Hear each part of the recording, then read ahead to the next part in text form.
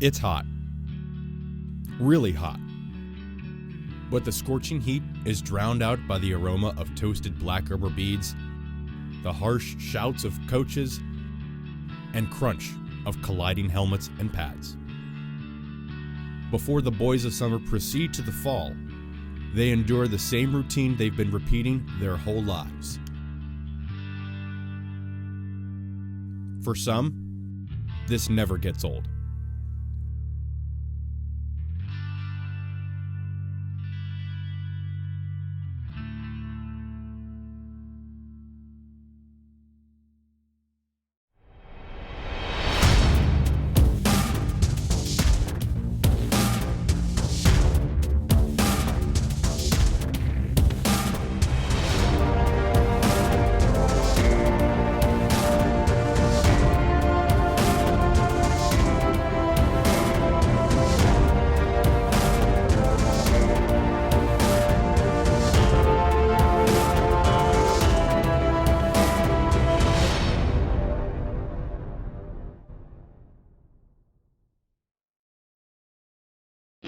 The Robert Morris football team faces a different kind of camp this year.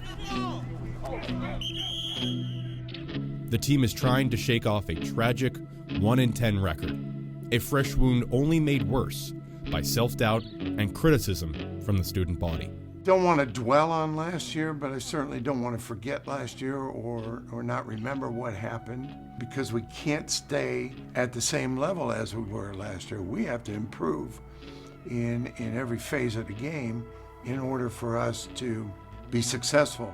It wasn't the greatest of seasons, and I hope that our guys are able to utilize that as a motivating factor. I was actually sitting in class, and a gal who's a cheerleader actually had the nerve to say, "Man, our football team sucks." This was after the first game. I mean, it wasn't the cleanest game, but as far as the game, it was a good game against the top 25 team. And I kind of looked over, and I was just like, when you don't have your school behind you, and you don't have people rooting for you, and everyone's kind of excited and that support group, then it is really hard. Last season is really all the motivation we need. I mean, we went 1-10. I've never had a season like that. I'm pretty sure there are a lot of guys on the team that have never had a season like that. And I feel like if that's not the fuel to your fire, then I don't even know what to tell you. The haunting memory of a failed season lurks even in the fresh turf of Joe Walton Stadium. But beneath the surface, optimism prevails.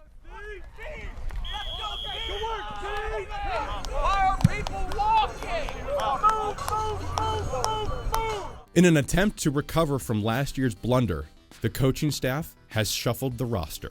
Nick Lamica is one of the best all-around athletes on the team. He played both outside linebacker and receiver last season, but was switched to tight end for this year. That's fun as dude. Yeah. That is fun as shit. I want to block for you, dude. You and Ram. It's working real well. I'm in a new spot. I'm in the 5 position, so I'm just outside. They'll move me in sometimes to block. Sometimes we'll run our pass game off that. So that's really nice. It's fun to do. So just kind of getting used to everything. Other players, like Devon Swain, Corey Gary, and Craig Thompson, have made moves in order to gain some more playing time. Changes have been made to the approach to camp as well. Players are required to keep journals and carefully document their triumphs and mistakes of the day. What we need for them to do is create that mental toughness through a journal. So I want them to spend some time after every practice, write down everything that they did wrong, the number of drop passes, missed blocks, so that they have a record of it, so that when they review it, they know what they have to work on, they know what they have to study, they know what they have to be able to improve. You see the mistakes, mistake here, mistake there. We're really trying to get them, all 11 have to be correct.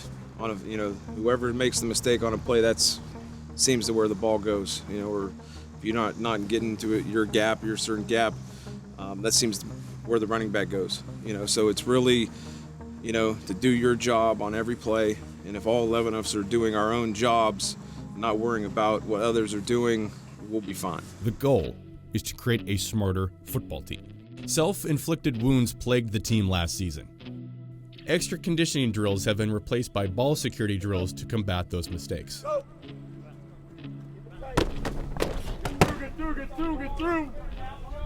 At about 23 athletes per year, the state of New York isn't nationally renowned for producing Division I college football players. That makes Kyle Buss quite the anomaly. Buss has always been fast, placing 4th nationally out of 1,100 athletes at the Nike Spark Combine. Hey, Jordy Nelson, I call you Edelman. I'm watching his highlights, y'all are in Cologne. The highly touted recruit opted to arrive at RMU in the spring of 2013, poised to become a major playmaker for the Colonials.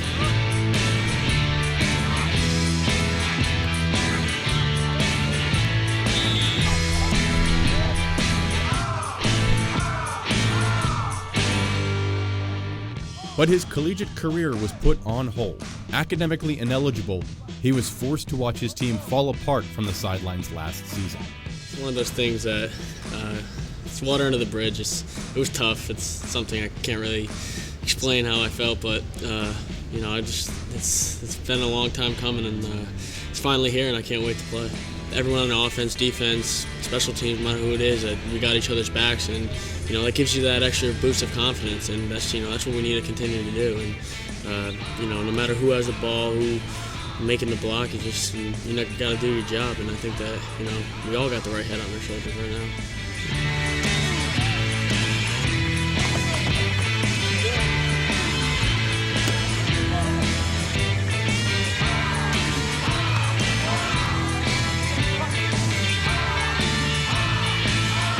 This year is the opportune time for him to make a difference.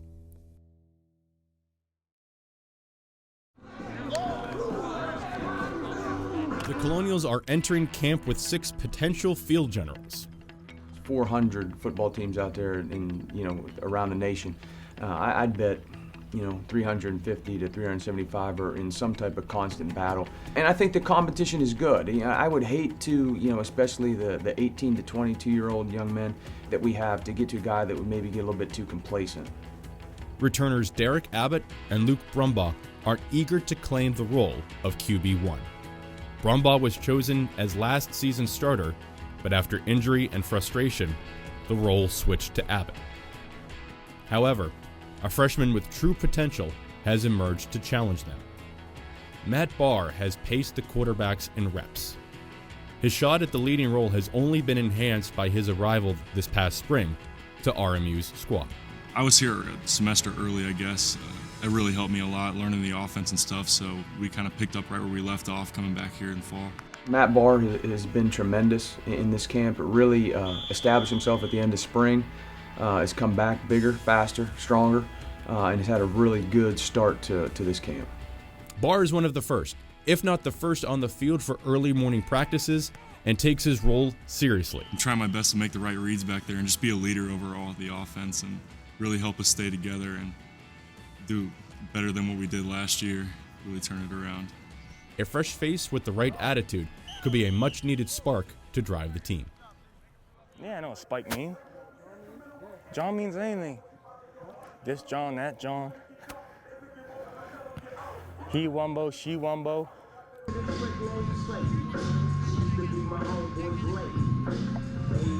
First, TV raps with the haps on the ground. Shake 'em up, shake 'em up, shake 'em up, shake 'em. Roll 'em in a circle, let's watch me break 'em with this. Oh, Hurley with Grandpa. Individual periods can we do? Don't swear, we're mic'd up, remember? Oh! Get that! Hey, come work! Come on! Back to bench. In spite of sputtering offenses and other obstacles, the Colonial defense has managed to stay consistent, due in part to defensive coordinator and assistant coach Scott Fairson, who has been with the team longer than any other coach. Of course, he's had some help from an excellent supporting cast. We try and, we're a big thing. If it's not broke, don't fix it. We try and tweak things here and there based on the players we have. We've been pretty successful. Last year was a little down year, but the way we got to look at it is, it was one of the worst years we've had collectively, but in certain areas, they were some of our better years. You know, we still finished in the top 30 in 4 categories, so we have to thrive on the good things, work on the things that we struggled on. You know, but as far as changing things, some tweaks and things there, but for the most part, you know, we want to be aggressive and fast, and that's what we'll continue to be.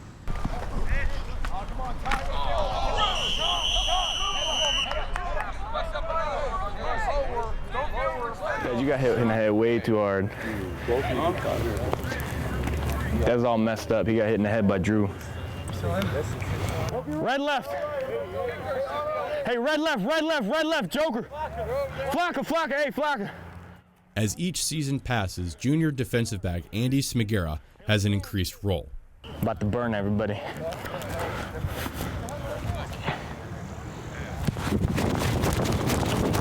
The play caller ran track for the now defunct RMU track team, helping him to get to 3rd place in the team in tackles and to 2nd place in interceptions. Me personally, I just want to be more of a leader, not only to the DBs but the whole defense. Obviously, Mike Stokovic is our rock in the center. As you know, I become a freshman, sophomore, now a junior. Just becoming more vocal and helping out the younger kids, and keeping everyone together in the back end of the defense is really what I want to do. His role is particularly important thanks to the departure of last year's star defensive back, Antoine Eddy. Teddy was a great player. He was obviously an All-American, really good guy, and but we have guys who can step in and fill right away. I mean, Drew Allen, who's going to be a sophomore, and Cam Sutherland, who is going to be a sophomore, are going to get a lot of playing time. Obviously, the help of Marcellus Branch at corner, a big physical corner, is really going to help us. So the loss of Teddy, it is big shoes to fill, but we have a couple guys who can fill in for him right away.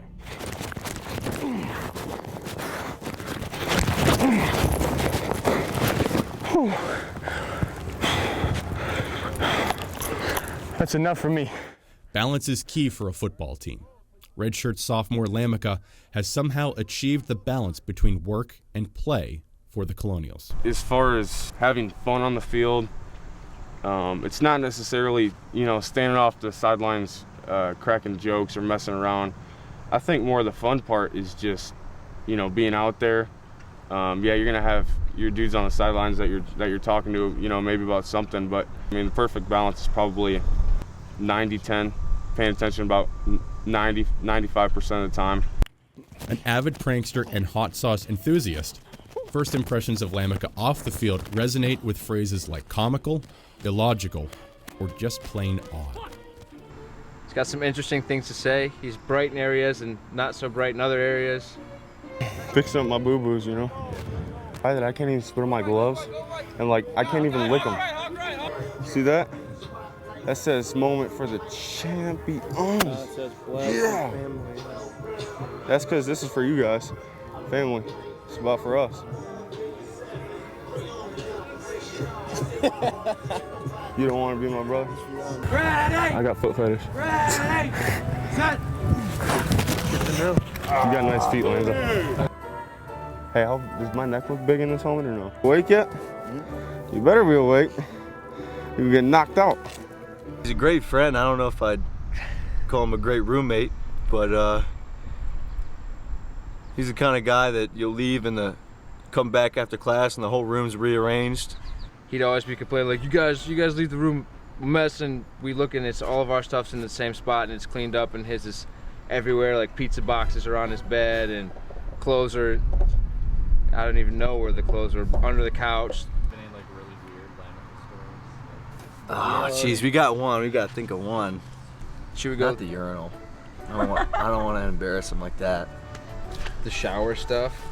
What's the crazy Nick story? Oh, we could go with. Okay, I think I got the one. Yeah. We kind of started off this. Nick's real into pranks, and he always takes things to the next level, like beyond where they should be. And so it started off with Sam and I would be showering, and like after practice or something or other, then Nick would go to the store and buy cups of flour or bags of flour or whatever he could find, and we'd be showering and he'd open up, pull back the curtain and just hit you with a big cup of flour, and that's pain to wash off when you're wet. So you're spending like another 15 minutes scrubbing all the flour off. So then we were like, all right, we got to get him back for this. And so Sam goes and gets this big big garbage can full of rice, and I pull back the curtain and Sam hits him with this big thing of rice, and it's all in his hair and arms and whatever else. And so he's like, "You're gonna pay for that, you're gonna pay for that." We're like, whatever. And so one day after practice we're going up to the library. It's like 7 o'clock, and Nick says he's going out to dinner with his girlfriend. So we're like, okay, we'll be fine. He'll come back, we'll hang out. And we get back, and every single thing in our entire room was stacked on my side of the bed. And Sam's stuff was piled on my bed. The dressers, which were full of clothes, full of school supplies, like pretty heavy for even 2 people to carry, had been stacked up and piled high with like a note that said "F you."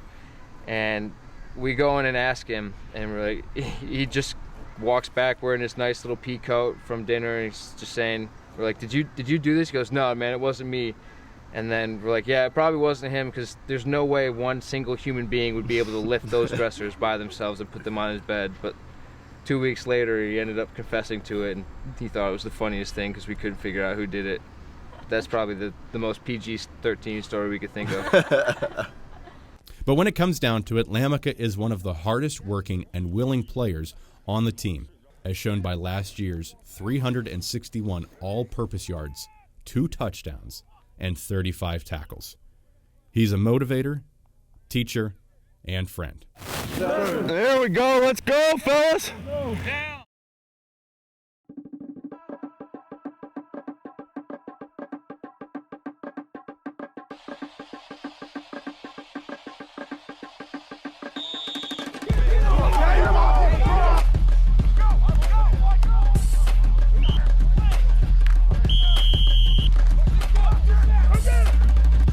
That first win against Dayton, that'll help our younger guys, our older guys that maybe don't have that confidence, but that'll help them, you know, be like, all right, we can do this, we can play with these teams.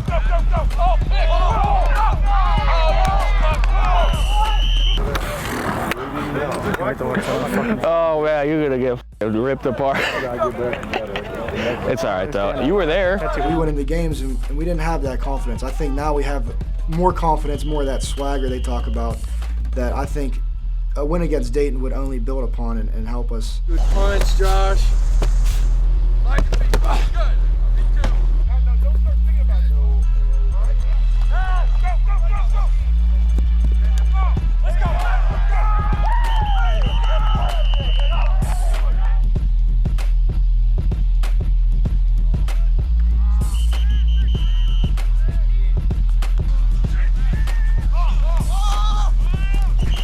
No, Matt Barr! When we win the Dayton game, that's how our season's gonna be. And if we lose, which that just can't happen, that's not even an option. Losing is not even an option. When we win, that's just the first stepping stone to a great season. Go, Dave!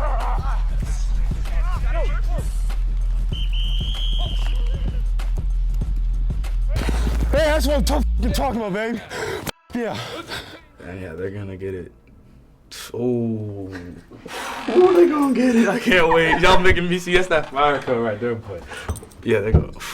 They're done with it. Like.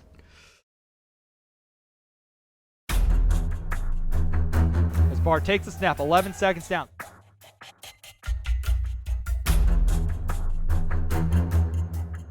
Time is ticking up. He's going deep over the middle. Kyle Buss has it at the 35-yard line. He's breaking tackles. He needs to go down though. He's at the 34-yard line with 2 seconds left. RMU will have a chance to spike the ball if they want a field goal.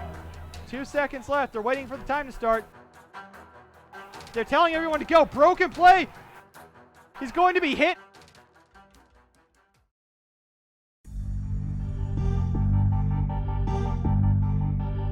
Two weeks of preparation have gone by. 2 weeks of running gassers, doing countless sit-ups, and suffering through the heat. It's finally time. It's been 12 years since the Colonials defeated the Dayton Flyers. It's going to be a 60-minute, 4-quarter battle. We know that. Okay? They're a good football team, but they have no idea how good you guys are. This is not the same old Robert Morris University football team. You guys have changed that. You guys deserve to go out there and play your asses off and fight on every single play and win today. Only twice in 17 games have they defeated them total.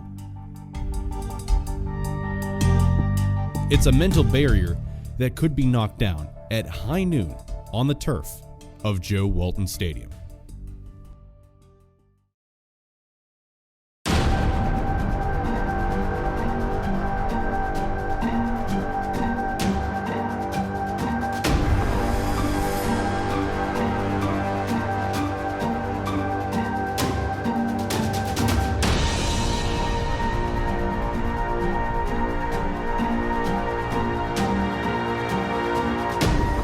They were only able to hit the quarterback once last year against Dayton, and already on their first defensive drive, they have a sack.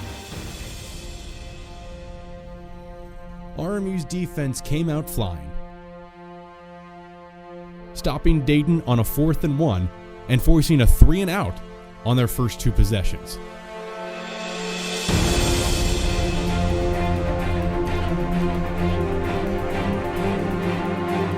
Ferrison's group cemented its stronghold, while the special teams kept the Flyers off the board. And it's blocked, and the Colonials are going to look to return it. That's Mike Stokovich who has the ball. It remains scoreless in this game after a great block by number 18, Andy Smigera. Let's go, boys! Play through their responsibilities. Don't take any mistakes. Okay, linebackers, read your mesh point. This Colonials offense and the defense too are showing that 1-10 last year doesn't mean anything this year. The RMU defense continued to hold its ground, proceeding to the second quarter. Matt Barr, the first freshman quarterback to ever start a season opener, took his time getting comfortable in the Colonials offense. Eventually, the offense began to move the ball. But unfortunately, a 0 remained on the scoreboard. To make up for the lackluster start, sophomore Ryan Richards Jr. hauled in an errant pass and returned it all the way to the Dayton 3-yard line. From there, Barr and company were in prime real estate and ready to dent the scoreboard.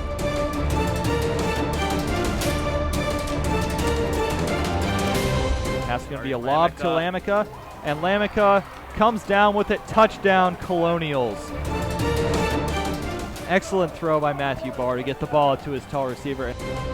With 9 minutes remaining in the half, Barr launched a 6-yard pass to Nick Lamica, whose agility helped him earn the first score of the game. And it's picked off. That's Ryan Richards Jr. again. Richards' second interception held the Flyers out of the end zone again, and Connor Shedden's 30-yard field goal closed out the second half. The Colonials accomplished something rarely seen the previous season. They were in the lead, but the coffin wasn't nailed shut quite yet.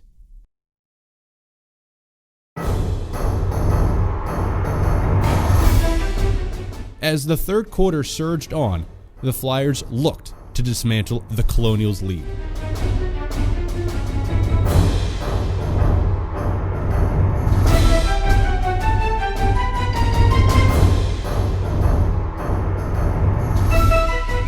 Dayton's opening drive put 3 points on the board and aimed for more before committing a costly mistake. Dayton, they touched it! It's grabbed by the Colonials! He's running for the end zone. Touchdown, Robert Morris University! He is not allowed to advance the ball. Cameron Stubbs' fumble placed the Colonials with the ball and momentum at the 10-yard line as Barr readied to hammer the first nail in Dayton's coffin. They bring a blitz, it's over the middle, and it's picked off by the Dayton defense. Danny Leach, and he's not going to be caught. Touchdown. Danny Leach out of nowhere, bringing Dayton back to tie this football game. The freshman quarterback's first error was a pivotal one, and watched 6 points sprint past him down the sideline. Danny Leach's interception began the onslaught of Colonial mishaps in the third quarter. Got a lob deep, receiver wide open. It's a touchdown. Dayton Flyers, number 83, Corey Stewart. The Dayton coaching box beside me is going absolutely crazy. They are loving this right now. The 40-yard line, there was a fumble on the play. And a flag. And a flag. Lot going on. And a POW right now. Dayton is excited right now. They say they have it, and they have it. The Flyers attempted to drain the life out of RMU behind their star running back, Connor Kaiser. Kaiser had over 1,500 yards and 17 touchdowns on the ground last year. But the Colonials defense had an answer for him, refusing to let him over the century mark. Leading that charge was Captain Mike Stokovich, the man-hunting Texan who took it upon himself to shift momentum. Fumble on the play.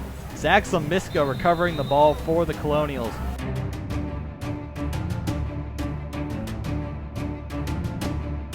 Took one away from me, you took one from them. Capitalize on it.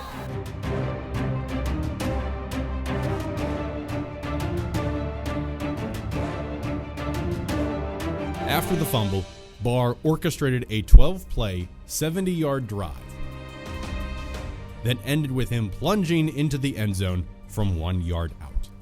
The game was tied on the first play of the final stanza.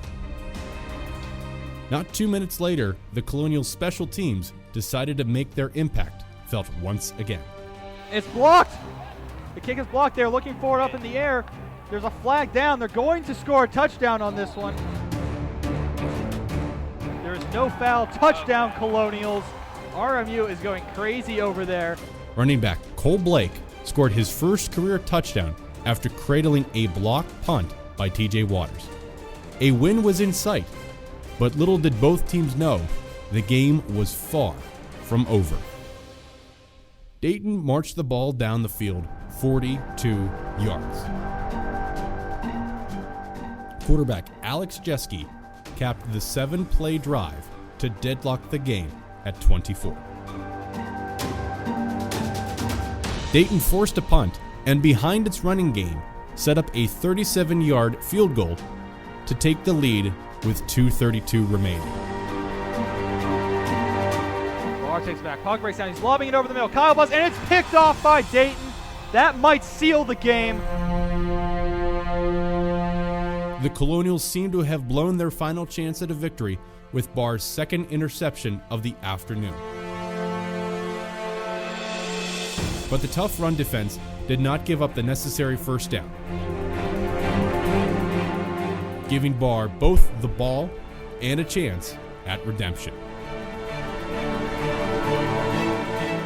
Time's ticking up. He's going deep over the middle.